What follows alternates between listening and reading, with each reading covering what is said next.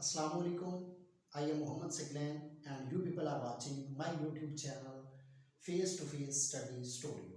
In short, F to F Study Studio. Today our topic is an introduction to the history of English literature. Before going to our respective topic, let me tell you the content that we are going to discuss in this lecture. First of all, we will discuss what is English, then what is literature, types of literature, and the most important thing that we are going to discuss in this lecture, and that is background of English. So, first of all, I would like to tell you that what is English. English is a language like Urdu language, Punjabi language, and many other language. जिस तरह हमारी ज़बान उर्दू है, जिसको हम लश्करी ज़बान कहते हैं, आपको पता होगा कि उर्दू को हम लश्करी ज़बान क्यों कहते हैं। आज से कई सौ साल कबल बरसगीर के अंदर जब बहुत सारे लोग जो कि मुख्तलिफ़ कंट्री से बिलोंग करते थे, बरसगीर के अंदर आते थे मुख्तलिफ़ पर्पज़ के लिए, जब वो वहाँ पर एक दूसरे के साथ मिलते थे तो वो अपने अल्फाज, अपनी ज़बान एक दूसरे के साथ शेयर करते थे। तो उस शेयरिंग से एक ज़बान मर्ज़ वजूद में आई जिसे हम उर्दू ज़बान कहते हैं। बिल्कुल इसी तरह इंग्लिश भी एक सिंगल लैंग्वेज नहीं है, बल्कि ये बहुत सारी ज़बानों का कम्बिनेशन है, जिसके अंदर फ्रेंच के भी कुछ वर्ड हैं, जर्मानिक के भी कुछ वर्ड हैं, ग्रीक के भी कुछ वर्ड हैं और लेटिन के भी कुछ वर्ड हैं, और इसके अलावा और सारी बहुत लैंग्वेज हैं जो कि इंग्लिश लैंग्वेज के अंदर पाई जाती हैं। तो अगर हम इसकी डेफिनेशन की बात करते हैं तो इंग्लिश इज़ अ लैंग्वेज, तो यहाँ पर क्वेश्चन ये पैदा होता है कि लैंग्वेज क्या है। Language is a system of communication which consist of sounds and symbol used by people. कि लैंग्वेज क्या है कि एक सिस्टम है, किस चीज़ का, कम्युनिकेशन का, यानी कि बातचीत करने का एक सिस्टम है जो कि मुश्तमिल है, किस चीज़ पर मुश्तमिल है, साउंड्स यानी कि आवाज़ों पर मुश्तमिल है, और सिंबल्स यानी कि अलामतों पर मुश्तमिल है। उसके बाद नेक्स्ट जो हमारी चीज़ है वो है व्हाट इज़ लिटरेचर। लिटरेचर क्या है?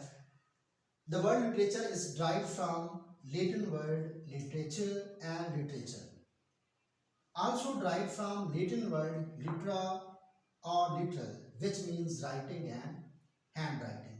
ये literature की definition है। On the other hand, literature is a mirror of life. Literature is a mirror of life or reflection of society. Okay, यहाँ पर question ये है कि where we relate literature with mirror, where we relate literature with reflection. आपने जज किया होगा कि जब भी आप आईने के सामने, मिरर के सामने खड़े होते हैं तो आईना क्या करता है, वो मिरर क्या करता है कि वो आपको हूबहू पेश करता है जिस तरह के आप होते हैं, यानी जिस तरह आपकी फिजिकल अपीयरेंस होती हैं, जिस तरह के आपके चेहरे के खदुखाल होते हैं, तो मिरर क्या करता है, आपको हूबहू ऐसे ही पेश करता है जिस तरह आपकी शक्ल सूरत है। बिल्कुल इसी तरह लिटरेचर का भी यही फंक्शन होता है। लिटरेचर ही बिल्कुल इसी तरीके से किरदार अदा करती है कि जो भी सोसाइटी के अंदर एस्पेक्ट्स पाए जाते हैं, मे बी वो बैड एस्पेक्ट्स होते हैं, इवल एस्पेक्ट्स होते हैं, गुड एस्पेक्ट्स होते हैं, यानी कि सोसाइटी के अंदर जितने भी एस्पेक्ट्स पाए जाते हैं वो लिटरेचर क्या करता है, वो मुआशरे के अंदर पाए जाने वाले एस्पेक्ट्स को हूबहू पेश करता है। उसके बाद इसकी जो टाइप्स हैं लिटरेचर की, टाइप्स ऑफ लिटरेचर में अप्लाइड लिटरेचर पाया जाता है, प्योर लिटरेचर पाया जाता है, एंड वल्गर लिटरेचर पाया जाता है। Let's move toward the most important part of our concerning topic is background of English. तो इसको शुरू करने से पहले मैं आपको ये बात बताना चाहता हूँ कि मौजूदा दौर का इंग्लैंड, इसके किस तरीके से वक्त गुजरने के साथ साथ नाम तब्दील होते रहे हैं, और वो कौन कौन से नाम थे। तो सबसे पहले जो उसका नाम था वो था डोगरलैंड।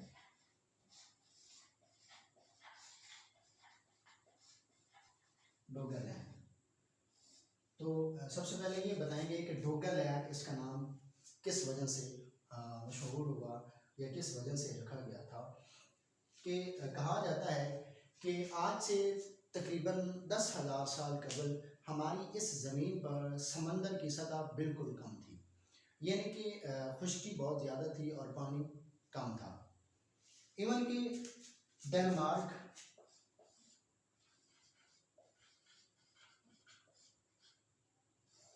डेनमार्क और डोगरलैंड ये दोनों एक दूसरे के साथ खुश्की की वजह से एक दूसरे के साथ कनेक्टेड थे, यानी कि मिले हुए थे खुश्की की वजह से।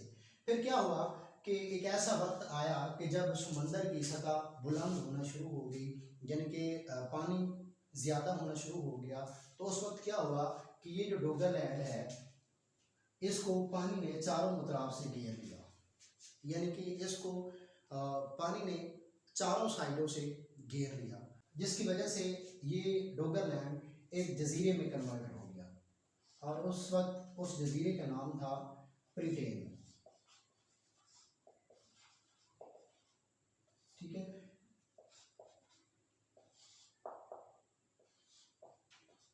जजीरा यानी कि सबसे पहले डोगरलैंड था। ठीक है, जब ये खुश्क जगह पर था, फिर क्या हुआ कि जब इसको पानी ने घेर लिया तो उस वक्त क्या हुआ कि ये जजीरे में कन्वर्ट हो गया और उस जजीरे का नाम क्या था, ब्रिटेन था। फिर क्या हुआ कि आज से कई सौ साल कबल यहाँ पर इस ब्रिटेन जजीरे पर एक ट्राइब आबाद थी जिसका नाम था कैलेट्स, जो कि वहाँ के लोकल थे, खाना बदोश थे, और उनकी जो लैंग्वेज थी, जो वो लैंग्वेज इस्तेमाल करते थे, उसका नाम था कैल्टिक्स था।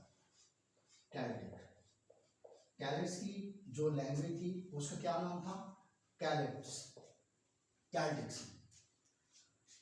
तो फिर क्या हुआ कि एक ऐसा वक्त आया कि एक और कबाइल ने, जिसका नाम रोमन था, रोमन्स ने क्या किया,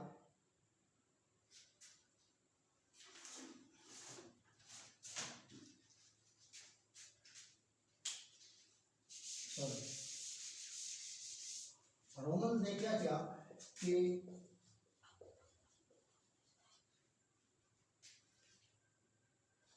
रोमन ने इस ब्रिटेन नामी जगह पर कब्जा शुरू कर दिया। ठीक है, यानी कि इन्होंने यहाँ आकर बसना शुरू कर दिया और इनकी जो लैंग्वेज थी रोमन्स की, रोम की जो लैंग्वेज थी वो थी लेटन, यानी कि लातीनी जबान का ये इस्तेमाल करते थे।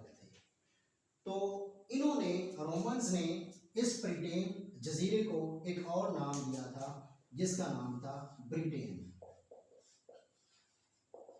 ठीक है, यानी कि सबसे पहले डोगरलैंड, उसके बाद ब्रिटेन, ब्रिटेन के बाद ब्रिटेन। ब्रिटेन किसने नाम रखा था, रोमन्स ने। ये तकरीबन इन्होंने 300 साल तक यहाँ तक 300 साल तक यहाँ हुकूमत की। उसके बाद इन्होंने यहाँ से मूव करना शुरू कर दिया और जिसके नतीजे में तीन मुख्तलिफ ट्राइब कौन कौन सी हैं, एंगल्स, ज्यूस एंड सैक्सन, इन्होंने इस ब्रिटेन पर कब्जा शुरू कर दिया। ठीक है, जब यानी कि रोमन्स यहाँ से चले गए तो इन तीनों ट्राइब ने क्या किया, इस ब्रिटेन पर हमले शुरू कर दिए, यहाँ पर बसना शुरू कर दिया। तो जो एंगल्स एंड ज्यूस थे ये डेनमार्क से ताल्लुक़ रखते थे और जो सैक्सन थे वो जर्मनी से ताल्लुक़ रखते थे। फिर क्या हुआ कि जो ज्यूस थे वो कुछ अर्सा यहाँ पर रहे ब्रिटेन के अंदर, लेकिन उसके बाद वो भी वहाँ से चले गए। बाकी जो थे वो थे सिर्फ एंगल्स एंड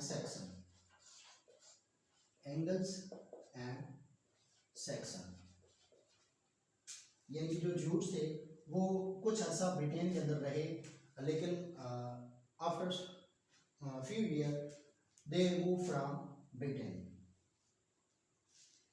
तो एंगल्स और सैक्सन ने क्या किया, इन्होंने जो कदीम ट्राइब थी जिसका नाम था कैलेट्स, इन्होंने इसको कैल्ट्स को भी वहाँ से भगा दिया और उनकी जो ज़बान कैल्टिक्स थी उसको तब्दील करके अपनी इन्होंने लैंग्वेज रैज की, जिसका नाम था Anglo and Saxon, Anglo Saxon, जिसको हम ओल्ड इंग्लिश भी कहते हैं।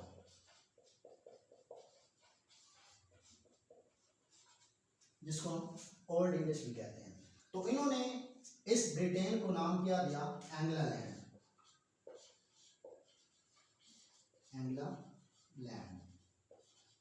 एंग्लालैंड से क्या मुराद है, यानी कि एंगल्स का देश या एंगल्स का वतन, ठीक है। यानी कि सबसे पहले डोगरलैंड, फिर ब्रिटेन, उसके बाद ब्रिटेन और ब्रिटेन के बाद एंग्लालैंड, ठीक है। तो एंग्लालैंड तकरीबन 8वीं सदी ईस्वी के अंदर इन्होंने, एंग्लो सैक्सन ने इस एंग्लालैंड को राउंड अबाउट 7 मुख्तलिफ रियासतों में तब्दील कर दिया, या 7 मुख्तलिफ रियासतें एंग्लालैंड के अंदर इन्होंने कैम की। वो कौन कौन सी रियासतें थी, सबसे पहले Northumbria, East Angles, Mercia, Wessex, Essex, Kent and Sussex, Kent and Sussex, ये 7 रियासतें थी जिनको एंग्लो सैक्सन ने इंग्लैंड के अंदर कैम किया। With the passage of time ये जो एंग्लालैंड था इसका नाम तब्दील करके इंग्लैंड रख दिया गया।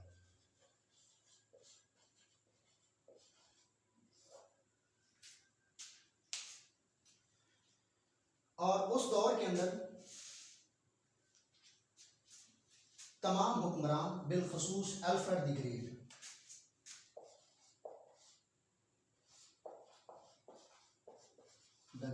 जो कि एंग्लो सैक्सन से बिलोंग करता था, इसने क्या किया, ये वो शख्स है जिसने अंग्रेज़ी ज़बान को सीखने पर बहुत ज़्यादा तवज्जो दी, और इसकी ये ख्वाहिश थी कि इसकी कंट्री के अंदर कोई भी ऐसा शख्स नहीं होना चाहिए जिसको अंग्रेज़ी लिखनी और पढ़नी ना आए। मीन टू से अल्फ्रेड द ग्रेट की बहुत सारी कंट्रीब्यूशन थी ओल्ड इंग्लिश के अंदर। तो ये था आज का हमारा टॉपिक, जिसके अंदर हमारा जो मेन और मोस्ट इम्पोर्टेंट पार्ट था इस टॉपिक का, वो था बैकग्राउंड ऑफ इंग्लिश लैंग्वेज, जिसके अंदर हमने सबसे पहले देखा कि जो इंग्लैंड है इसका सबसे पुराना जो नाम है वो है डोगरलैंड। उसके बाद डोगरलैंड को कन्वर्ट करके एक जजीरे में कन्वर्ट किया जिसका नाम रखा गया था ब्रिटेन। ब्रिटेन को रोमन्स ने इसका नाम तब्दील करके ब्रिटेन रखा। ब्रिटेन को एंग्लो सैक्सन ने तब्दील करके एंग्लालैंड रखा, और एंग्लालैंड कन्वर्ट हुआ किसमें, इंग्लैंड में। ठीक हो गया। ये था आज का हमारा टॉपिक, जिसके अंदर हमने ये तमाम चीज़ें डिस्कस की। सबसे पहले हमने इंग्लिश को डिस्कस किया कि इंग्लिश लैंग्वेज जो है ये क्या है। उसके बाद हमने लिटरेचर को डिस्कस किया कि लिटरेचर की क्या डेफिनेशन होती है, इसका मकसद क्या होता है। तो आज का हमारा टॉपिक एंड हुआ। वीडियो ख़त्म करने से पहले मेरी तमाम दोस्तों से गुजारिश है कि अगर आपको मेरा ये टॉपिक अच्छा लगा हो तो यूट्यूब चैनल सब्सक्राइब करें और बेल आइकन को ज़रूर दबाएं ताकि हर नई आने वाली वीडियो आप तक बखूबी पहुंच सके। Thank you very much.